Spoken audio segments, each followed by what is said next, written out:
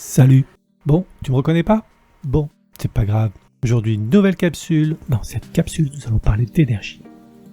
Mais l'énergie, qu'est-ce que c'est? Où est-elle stockée? Dans quel réservoir? Sous quelle forme cette énergie est-elle stockée? Et comment décrire les transferts d'énergie? C'est parti! L'énergie peut être définie comme la capacité à produire des actions. Comme par exemple, mettre un objet en mouvement, ou bien produire de la lumière, ou encore modifier la température d'un corps. L'énergie est stockée dans ce que l'on appelle des réservoirs, ou parfois des sources d'énergie. Il existe des réservoirs renouvelables pour lesquels les stocks sont inépuisables à l'échelle humaine. C'est le cas par exemple du bois, mais aussi de l'eau, du vent ou encore du soleil. Mais l'énergie est également stockée dans des réservoirs non renouvelables qui, eux, sont épuisables à l'échelle humaine. C'est le cas du pétrole, mais aussi du charbon et du gaz, par exemple. Dans chacun de ces réservoirs, l'énergie est stockée sous différentes formes. On peut retenir 3 formes en 6e.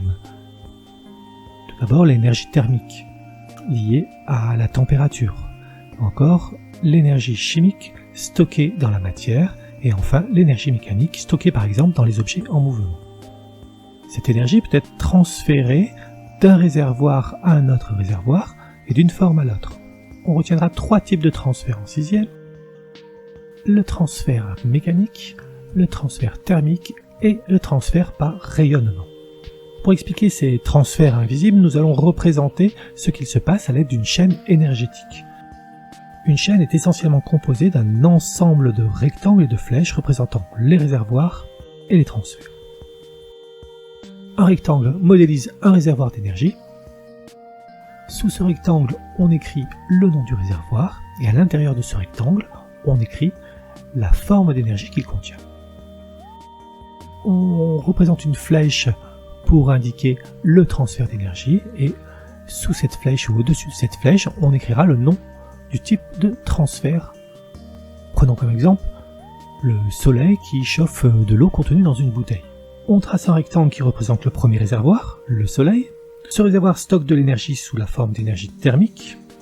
Cette énergie thermique est transférée par rayonnement à travers l'espace. On trace une flèche sous laquelle on écrit transfert par rayonnement. L'énergie ainsi transférée est alors stockée dans l'eau sous forme d'énergie thermique, ce que l'on note dans le second rectangle.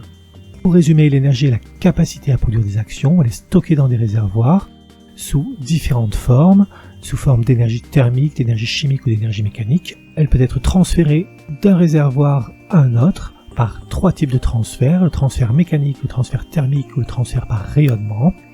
Et on représente ces transferts par une chaîne énergétique composée essentiellement de rectangles et de flèches qui représentent les réservoirs et les transferts. Et bien voilà, je ne sais pas si tu m'as reconnu, mais c'est fini pour aujourd'hui. Alors je te dis à bientôt pour une prochaine capsule.